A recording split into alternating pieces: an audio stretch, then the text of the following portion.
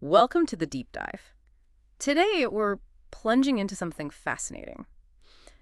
It's this kind of secret language everyone speaks, but very few people really understand: body language. Exactly. And we're aiming to give you a shortcut, really, to getting well-informed about nonverbal communication. Nonverbal behavior, body language, whatever you want to call it. And this isn't just guesswork, right?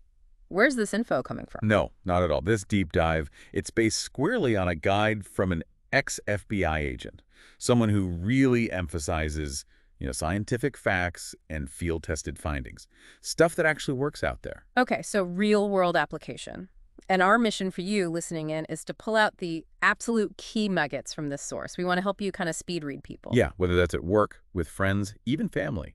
We'll uncover some pretty surprising facts, maybe have a little fun along the way. But there's this one really key player we need to introduce. It's called the holy grail of body language. Ah, the limbic system. Yes, the limbic system in the brain. Because that's where so much of this, honest, unfiltered communication actually comes from. It really is central to understanding all of this. So how does someone go from, being an FBI agent to mastering reading people? What's the story there? Well, the author, Joe Navarro, he spent 25 years in the FBI, counterintelligence special agent supervisor, specializing in nonverbal communications. Wow, 25 years. Yeah. And he didn't just, read books about it. He learned it from the ground up, working with people in police work, counterintelligence, espionage, real high-stakes stuff. So he saw it all. Pretty much. And the key thing is his insights aren't just theories. He calls them scientific facts and field-tested findings. They've been proven when it really matters. That makes sense given the background. So I imagine he has some foundational commandments almost for truly seeing people. He does. And the very first, most crucial step, it's what he calls concerted observation. Concerted observation. Okay, what does that mean exactly? It means most people just look, right? They see the surface. But observing, that's conscious. It's deliberate. It takes effort, energy, concentration. And you have to practice it constantly. Ah, like that Sherlock Holmes quote. Exactly. You see, but you do not observe. Without that deliberate effort, you're basically missing most of the conversation. The body's always talking. So it's not just visual then. It's more than just what we see. Oh, definitely. Observation, true observation, uses all your senses. Like smell, maybe? Precisely. He gives this example. Imagine coming home and smelling just a faint whiff of cigarette smoke. If you don't smoke, your nose might alert you to danger before your eyes even scan the room. Huh. A full sensory experience giving you an edge. That's the idea. And context must be huge here, right? You can't just see someone fidget and jump to conclusions. Absolutely critical. Context is key. Huh? Understanding nonverbal behavior requires knowing the situation. Okay, give me an example. Well, think about someone trembling after a car crash. That's, an expected stress response. But if you see those same behaviors during a job interview, right after you ask a specific question. Then you start to wonder. Exactly. Yeah. Why that nervousness right then?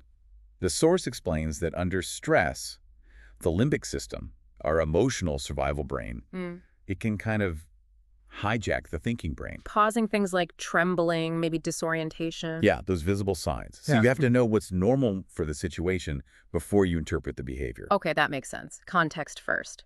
But then there's the individual, right? How do you know what's normal for them? How do you establish that baseline? You've hit on a really critical point, establishing a baseline. It's vital. You need to know someone's starting position, their normal behavior, before you can reliably spot deviations. Right. Think of a teenager who, say, always scratches his head and bites his lip before a test. That's his tell for nervousness. It's his baseline nervous behavior. Do you watch them when they're relaxed first? Ideally, yes. Observe someone when they're comfortable, relaxed. That helps you establish their unique baseline. Then, when something shifts, it stands out. And it's probably never just one single sign, is it? You're looking for more. Exactly right. You need to look for multiple tells. Or, as the author calls them, clusters of behavior body signals. Clusters, like puzzle pieces. Perfect analogy, like jigsaw puzzle pieces. The more pieces you have, the clearer the picture. Okay. He gives an example. A business competitor showing stress signs, fidgeting, maybe shallow breathing, followed quickly by pacifying behaviors like rubbing their neck. That cluster suggests they might be bargaining from weakness. Not just random fidgeting. Right. One signal can be misleading. A cluster tells a much more reliable story. So those sudden changes in behavior or in those clusters must be really significant. Hugely significant. Sudden changes often reveal shifts in interest, intentions. They can even help predict actions, especially if there's potential harm involved. It's about noticing when the limbic response shifts. Okay, if we had to boil this down, one core concept to focus on when we're observing, what would it be? The fundamental concept, the lens to look through, is comfort versus discomfort. Comfort versus discomfort. Yeah. If you're ever unsure what a behavior means, just ask yourself, does this look like comfort? Contentment, happiness, relaxation, or does it look like discomfort, displeasure, stress, anxiety, tension?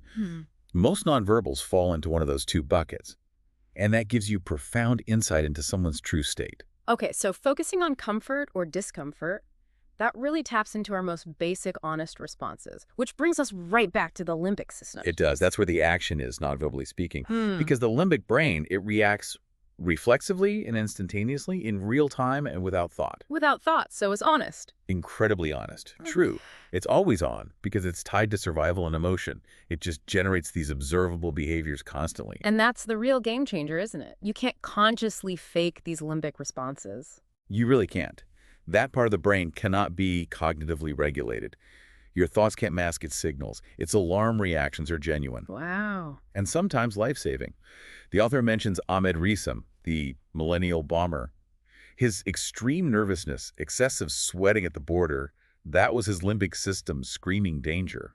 It alerted the customs officer. And they found explosives. Exactly. Compare that to the neocortex, our thinking brain. That part is capable of dishonesty. But the limbic system, that's the holy grail for truthful signals. So this limbic system drives what the author calls the 3 F's of nonverbals, right? Freeze, flight, and fight. Let's break down freeze first. Right, the freeze response. It's a primal survival thing, like a deer in headlights. Okay. How does that look in humans? You might see crime suspects, for instance, lock their feet behind chair legs, holding really still, trying to root themselves. Or shoplifters hunching over, pulling their head in the turtle effect, trying to disappear. That probably makes them stand out more, ironically. To a trained observer, yes, often it does. Okay, so freeze is about stopping. What about flight? Creating distance. Exactly. Flight is distancing behavior. There's a powerful example in the book. A rape suspect. He said he went left, but as he spoke, his hand gestured clearly to his right. Towards the crime scene. Towards the crime scene. His body told the truth. His words were hiding. You also see people lean away or point their feet towards the exit when they're uncomfortable or just want to leave. Even if they're still facing you. Even if their torso stays polite. The author calls it how feet wave goodbye. Often they form an L shape, one foot pointing away. Shows their real desire. Feet waving goodbye. Okay, what about the 3rd F? Fight. When does that come in? Fight is the limbic brain's sort of last resort, turning fear into readiness for confrontation. You don't usually see actual fights in normal interactions, obviously. Hopefully not. Right. But the subtle signs are there, like splaying the feet wider, better balance, claiming territory, or going from feet close together to spread apart. That can signal rising unhappiness, bracing for conflict. Okay, freeze, flight, fight. But the limbic system also tries to soothe itself, right? Pacifying behaviors. Yes, absolutely. It's always seeking comfort, trying to avoid danger, and it uses a whole range of pacifiers to do that. Like what? What are common ones? Lots of things. Chewing gum, smoking, licking lips, rubbing the chin, stroking the face, playing with a pen, pulling hair, scratching your forearm, adjusting a tie, brushing lint off a shirt. Things people do without thinking. Often, completely unconsciously. It's the body trying to self-soothe. There are even some gender differences noted. Men, for example, are more likely to touch or rub their necks. Why the neck? It seems to stimulate nerves there, like the vagus nerve, which can actually help slow the heart rate. It's a physiological calming mechanism. And pacifying isn't just touch whistling, talking to yourself quietly. Those can be auditory pacifiers, too. Fascinating. Okay, so we have this understanding of the limbic brain and its responses. Now, let's really dig into how this plays out across the whole body. Where should we look first? Well, what's really interesting is how consistent these limbic signals are, from top to bottom. Every part tells a story. But maybe surprisingly, some of the most honest parts aren't where you'd expect. You mean, not the face? Often, no. In fact, the source argues pretty strongly that the feet and legs are the most honest part of your body. Really? The feet. Why? because they're furthest from the brain physically, and we're less consciously aware of them. We focus on managing our facial expressions, but our feet often just react. They spill the beans. Okay, so how do we read these honest feet? What are we looking for down there? Well, first, look for happy feet. Happy feet. Yeah, feet and legs that wiggle, bounce, seem joyful. It's a high confidence tell, shows positive feelings, or maybe feeling like you have an advantage. Do you need to see the feet directly, like under a table? Not always. If someone's feet are bouncing happily, you might see subtle vibrations in their shoulders or their shirt moving. Then there are intention cues. Like wanting to leave. Exactly. Or wanting to engage. The starter's position, heel up, weight on the balls of the feet, shows readiness to move. Clasping knees, shifting weight forward. Those often mean, I want out of here. Little movements we probably miss all the time. Almost impossible to fake convincingly if you know what to look for. What about walking? Does someone's walk tell a story? Oh, big time. Changes in walking style often mirror shifts in thoughts or emotions. Someone getting bad news might suddenly sprint off. Or, the source mentions criminals sometimes walking without clear purpose, till they suddenly vector towards a target. That change signals intent. It can, yes. Yeah. It warns you something significant might have shifted internally. Also, look at foot direction in conversation. Cooperative feet often mirror yours.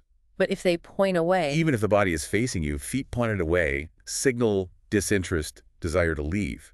And watch for sudden foot kicks, that's often discomfort. Or a foot freeze. Foot freeze.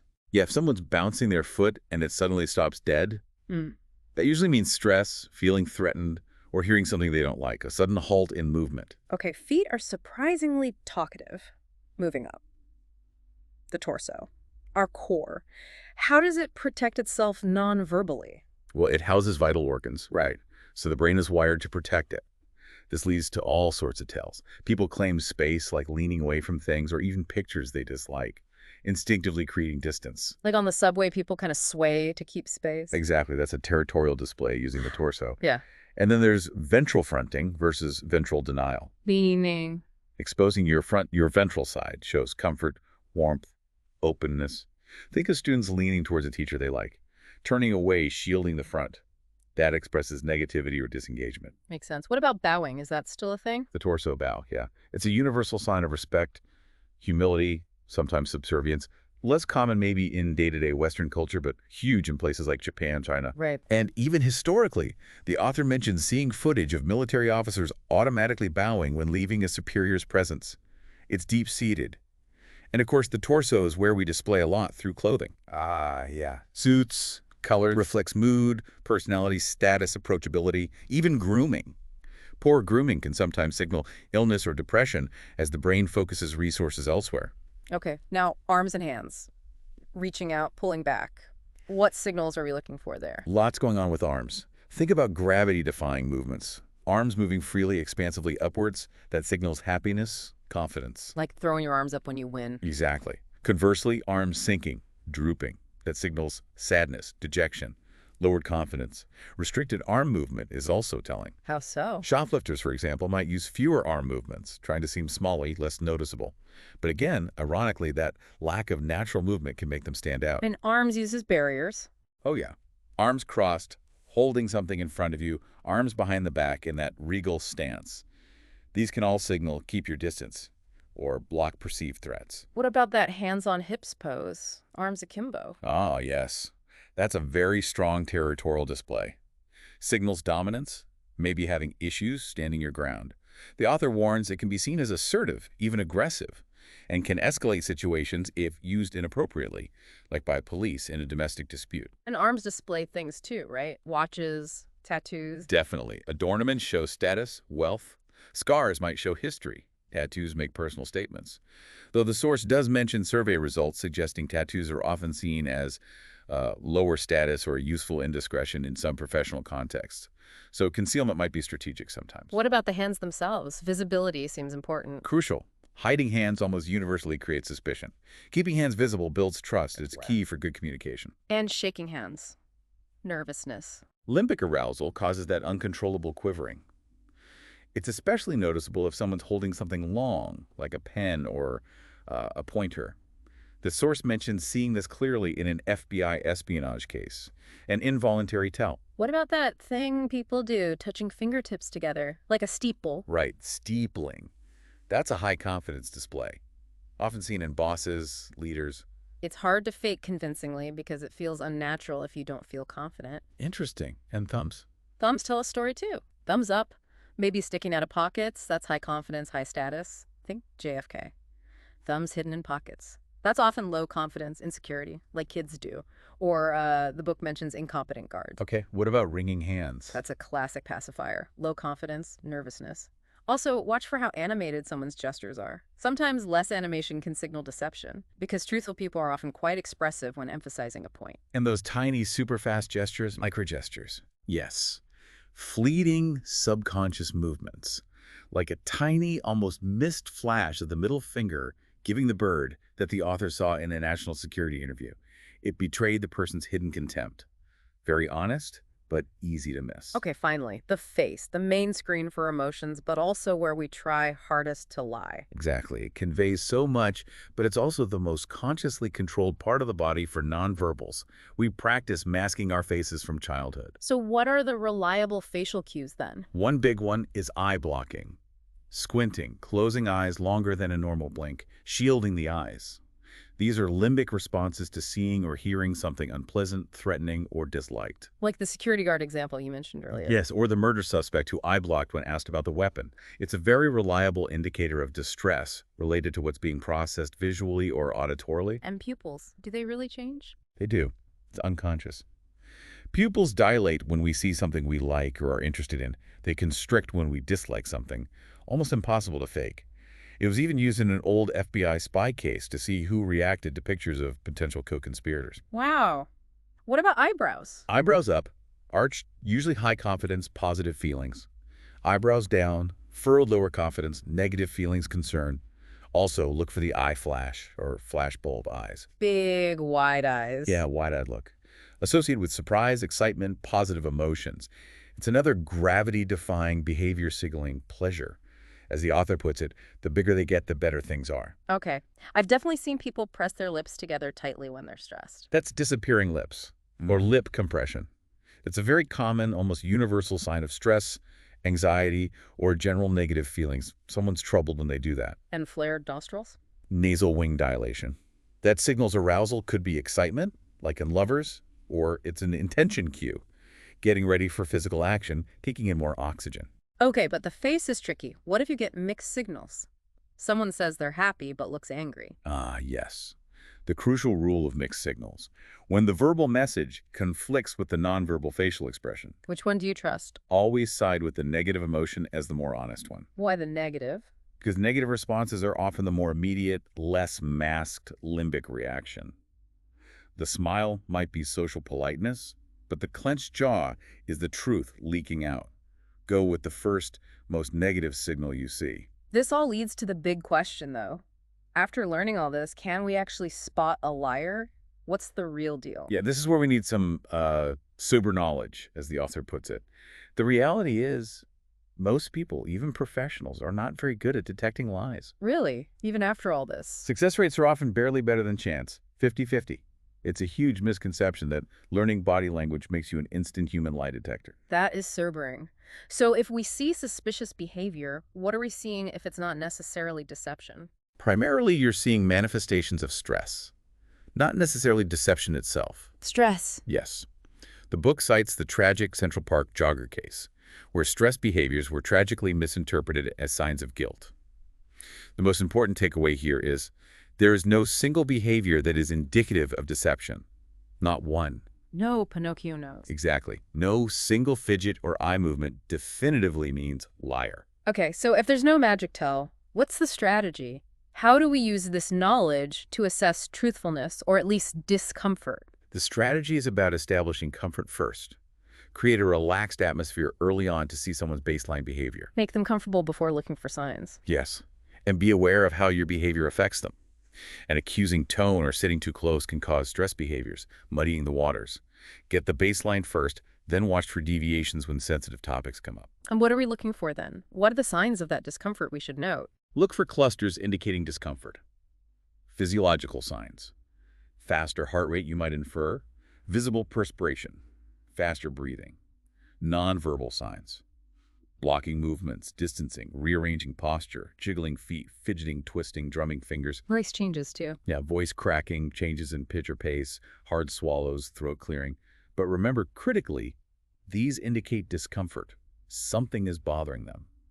It doesn't automatically mean they're lying about what is bothering them. Got it. Discomfort, not necessarily deception. What about people who talk a lot? Does that mean they're telling the truth? Not necessarily. The author warns, chatter is not truth. Someone overwhelming you with detail could be creating a fabricated smokescreen. Hiding the truth in plain sight, sorta. Potentially. Truth is ultimately found by verifying the facts they provide, not by how much they talk or how plausible their story sounds initially. He tells a cautionary tale about a woman whose elaborate story turned out to be completely false, wasting tons of investigation time. Okay. Are there any cues, though, that tend to show up more often with deception, even if they aren't proof? With strong caveats, yes. Liars might show less hand steepling, less confidence display, or they might grip chair arms tightly, like they're in an ejector seat ready to bolt. Consistent with deception, but not definitive? Exactly. Another one is the rogatory position, palms up, almost prayerful. It signals a desire to be believed, which isn't typically a dominant, confident posture. So if someone says, I swear I didn't do it with palms up. It raises a flag. Why the plea if they're confident in the truth? Also, people who feel less secure tend to take up less space, maybe folding inwards. Significant shifts in posture during questioning can also be indicative. But these are just pointers, things that warrant more careful verification. So the final word here is be incredibly careful about jumping to conclusions. Absolutely. The paramount warning is, be careful not to label someone a liar with limited information or based on one observation. Even the experts are only marginally better than chance. 50-50 isn't good enough. It's just not good enough to ruin relationships or make serious accusations based on that level of accuracy. The goal is enhanced awareness and understanding, not playing amateur detective. Wow, what an incredible deep dive. This silent language, governed by the limbic brain, it really does offer these honest signals, doesn't it? When you see them in context, in clusters. It really does. And like we said, the goal isn't to become a perfect lie detector. It's about becoming a more astute observer of human behavior generally. Understanding comfort versus discomfort gives you a much deeper read on people. So for everyone listening, we really encourage you to start applying this. Watch for these tells in your daily life. Pay attention to context. Try to get a feel for people's baselines. You'll likely be amazed at what you start to notice once you know how to look and what to look for. It really changes how you perceive interactions. So here's a final thought for you to mull over. Just like the author's friend learned to look down for street signs in Coral Gables obvious once you knew where to look, what subtle yet maybe unmistakable nonverbal signs might you be overlooking in your own life now that you know where to look?